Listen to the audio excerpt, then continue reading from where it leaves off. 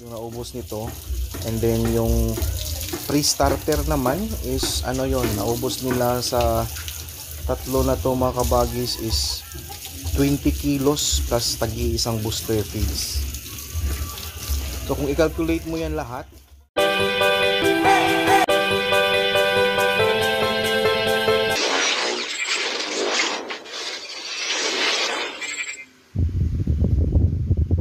mga kabagis, welcome back to our YouTube channel. Ito pala, pagkaubos niyan mga kabagis, i-dispatch na natin lahat yung ating baboy. But for now, kukunin muna yung isang fatteners natin na malaki para ang dalawa uubos nito. After nito, diretso ko ng ibenta. So yung topic natin ngayon mga kabagis is bakit natin naisipan na ibenta na ng maaga yung ating baboy. Unang-una kasi napakamahal ng feeds at confident naman tayo na itong dalawa natin na puti 60 kilos to or 60 plus na kapag makatay na to. So calculate ko rin yung yung posibleng kita at saka yung minus na sa feeds. Mas okay siya kaysa paabutin ko pa ng 3.5 months given na kukonsumo pa to ng maraming grower. Ilang sako pa yung kailangang ubusin ng grower tapos finisher. So yun, so for this video mga kabagis, i-explain ko rin yung mga normal na pagkain na ginagawa ko sa starter at saka sa grower feeds, kasi nagtanong kung ano ba yung ideal na pagkain sa bawat isang baboy. So just keep on watching. Huwag kalimutang mag-subscribe, comment at mag-like sa ating mga uploads. Thank you mga kabagis. No, last na tong ating feeds na nandun. Bali, kung maubos yun mga kabagis, nakaubos ito ng isang Growix 1 at saka dalawang Growix 2, no?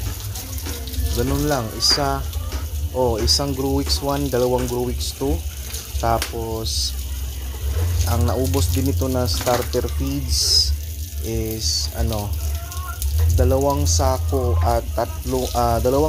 starter feeds at 30 kilos, no? 2 sacks of starter feeds plus 30 kilos yung naubos nito. And then yung pre-starter naman is naubos nila sa tatlo na to mga kabagis is 20 kilos plus tagi isang booster feeds. So kung i-calculate mo yan lahat, hindi kalakihan nyo. So kung i-average lang natin ng 1.6 yung grower, tatlong sakong grower, so ganun yung naubos nila. And then yung starter naman is 1.750, dalawang sako at 30 kilos.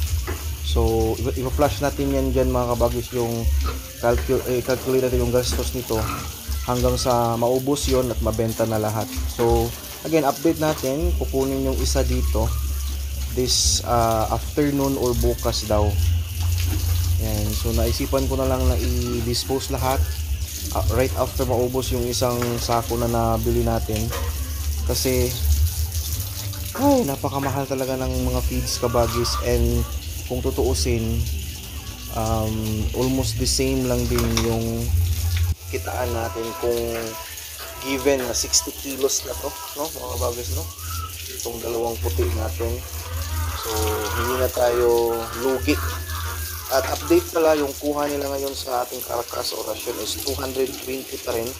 And then yung live weight naman nakuha nila dito is 170 o 180, depende daw kung sino yung makatransact ninyo. Basta kung mayroong rate na 180, mayroong ding 170.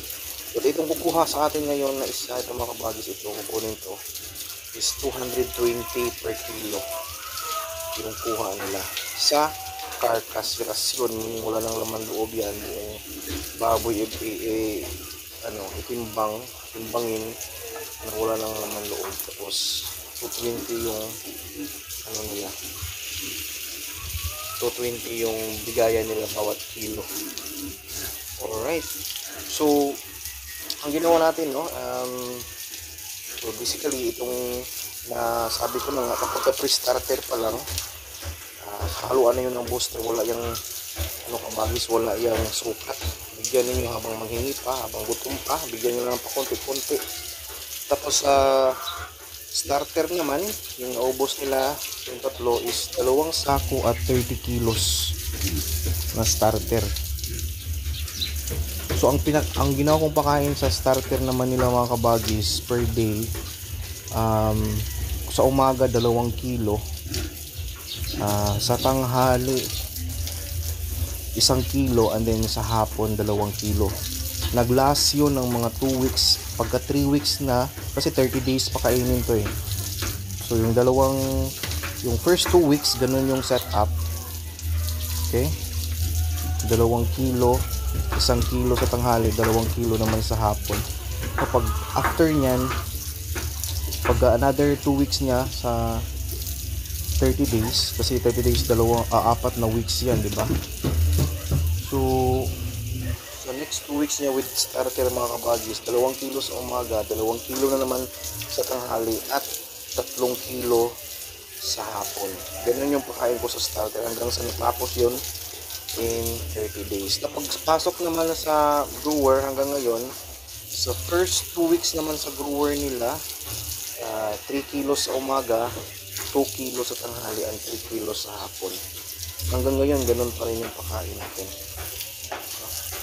sa grower. And then yung finisher, again, yung finisher na yun, depende at optional na yan.